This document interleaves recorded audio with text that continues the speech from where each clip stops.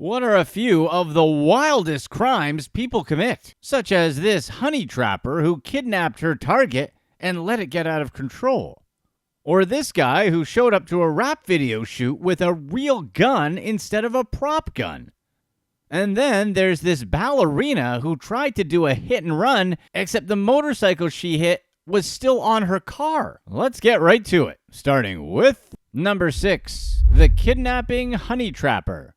Valerie Rosario, a 23-year-old from New York, was sentenced to 8 years in prison for her role in a horrifying kidnapping plot that targeted a man she lured through Instagram. The scheme involved her and a group of accomplices physically hurting the victim for 24 hours while demanding a $100,000 ransom from his family. The ordeal began when Rosario convinced the unnamed man, who she had just met online, to meet at a Bronx apartment.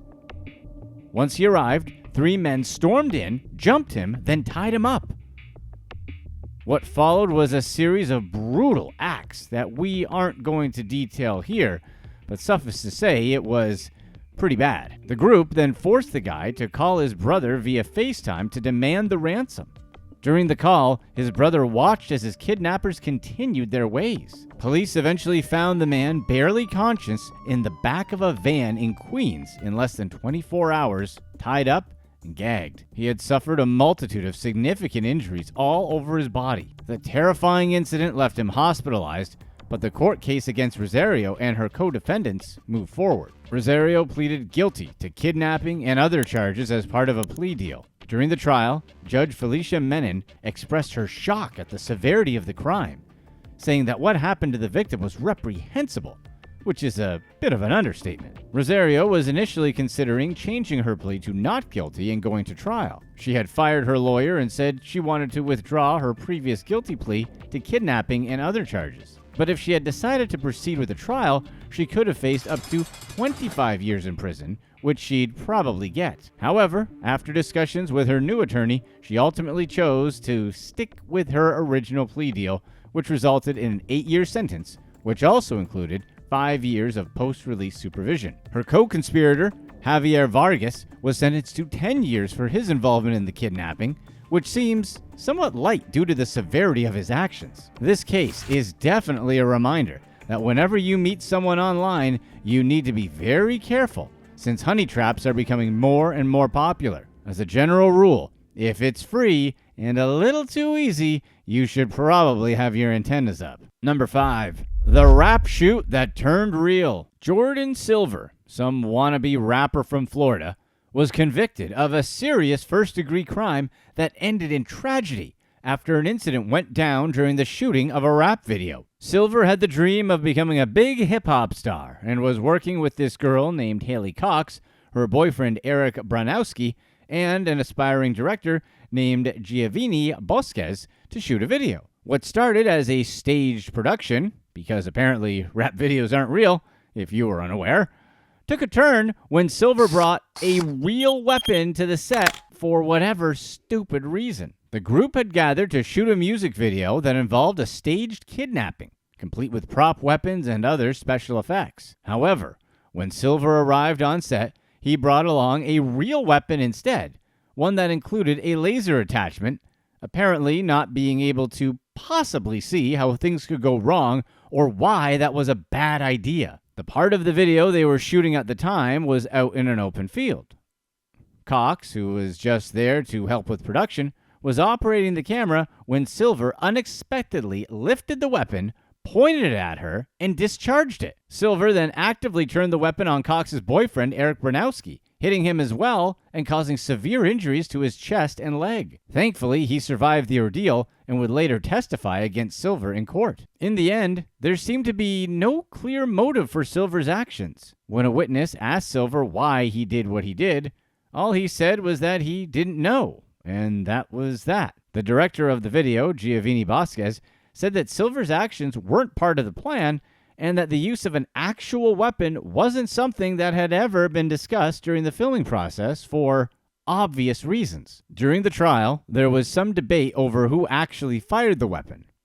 probably because the defense was just reaching for something to say on behalf of their client. Silver's defense team pointed to Vasquez, suggesting that he might have been the one responsible, as if there wasn't actual video evidence that showed otherwise. Of course, Vasquez denied these accusations, testifying that he ran away after the weapon went off, fearing for his own safety. The prosecution, led by Melissa Gregalis, presented a strong case against Silver. Branowski, the surviving victim, took the stand to directly accuse Silver of being the one that committed the crime. After hearing all the evidence, the jury found Silver guilty of a lesser charge related to Cox's passing, along with an attempted first-degree charge related to Branowski. The case left many unanswered questions, particularly regarding why Silver acted the way he did, though he was seen on video acting erratic. Throughout the trial, there was no clear indication of any real motive behind the tragic events, and during the trial itself,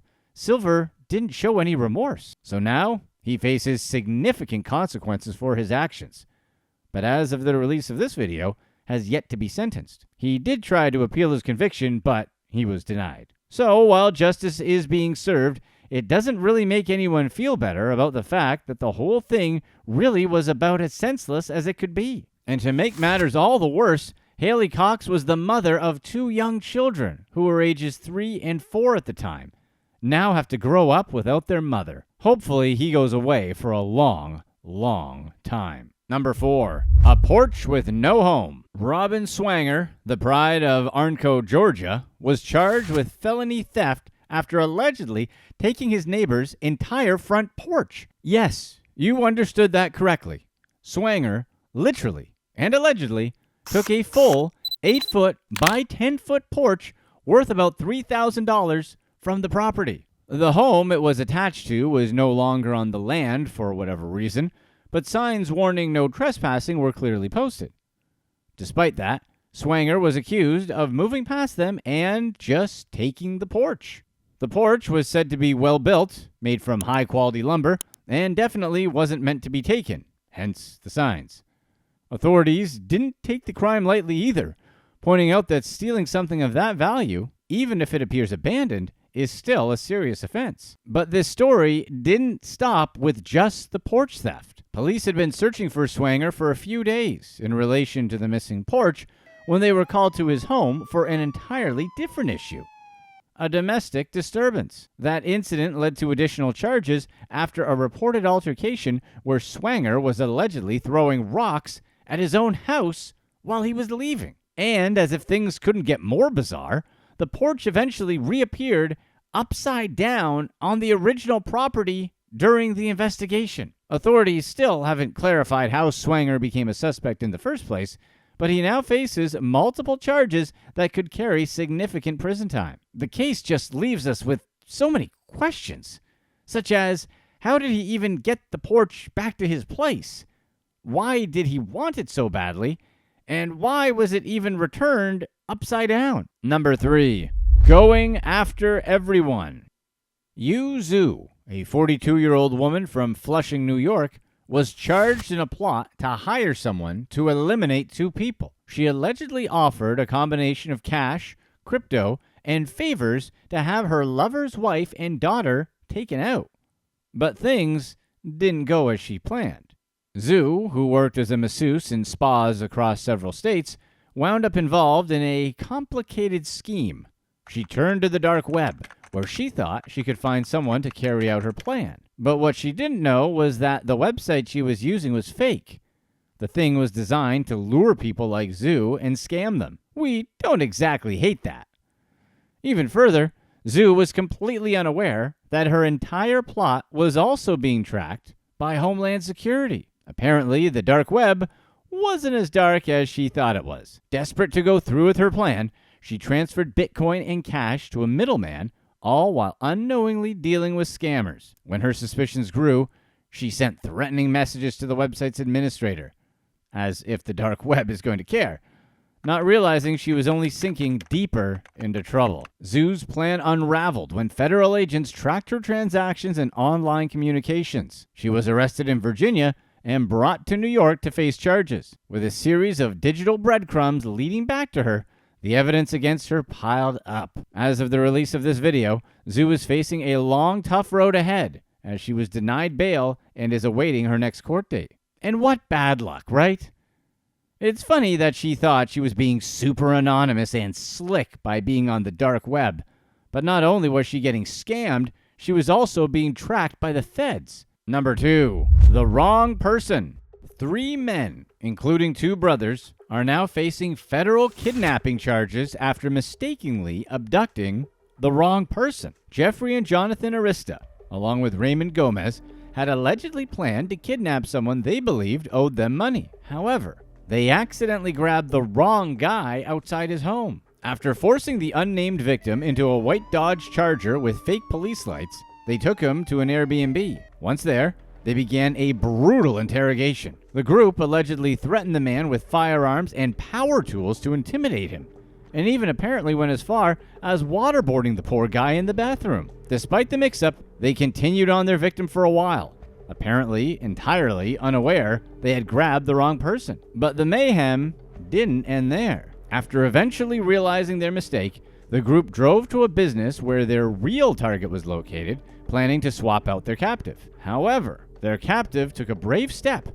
He somehow got a hold of one of their phones and called in a bomb threat to the business in a desperate attempt to get police involved. When authorities arrived, things began to unravel. One of the kidnappers was caught on site trying to video the incident, while the others attempted to flee the scene. Gomez made a quick getaway in a Porsche, but he promptly crashed into another car. The brothers weren't far behind, and police quickly closed in on them. In the end, the 3 men were taken into custody. During questioning, Gomez admitted that the group had abducted the wrong man and said they were trying to collect a debt for another person whose identity he claimed to not know. All 3 now face serious charges, including kidnapping and conspiracy, with the possibility of life in prison if convicted. Seriously, props to the guy for his escape plan in such a stressful situation, right? It seems weird at first because why not just call the police?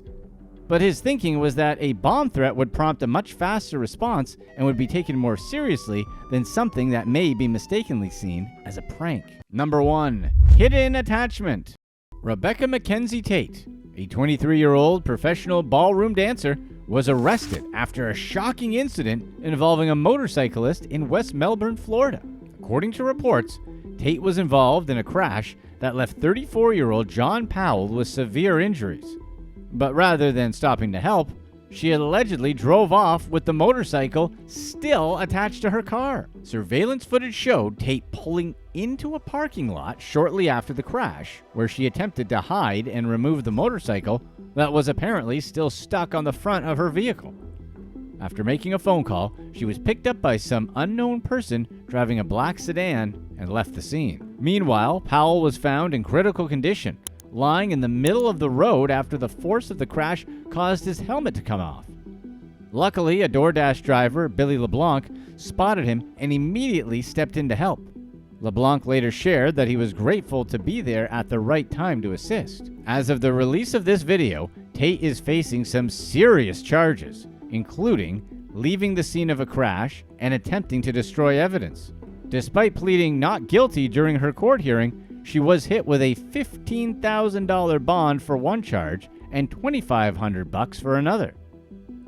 Since her arrest, Tate's social media accounts have been flooded with some justifiably angry comments. The whole running away while leaving her car with the motorcycle still stuck to it makes zero sense, right? We understand that when people panic, they make stupid decisions, but you'd think whomever picked her up would have talked some sense into her. What was possibly the plan here other than to just get charges added? Click to watch one of these next videos. Let us know in the comment section what superpower you'd rather have. The ability to teleport anywhere you want in the world instantly, or the ability to stop time for everyone but yourself.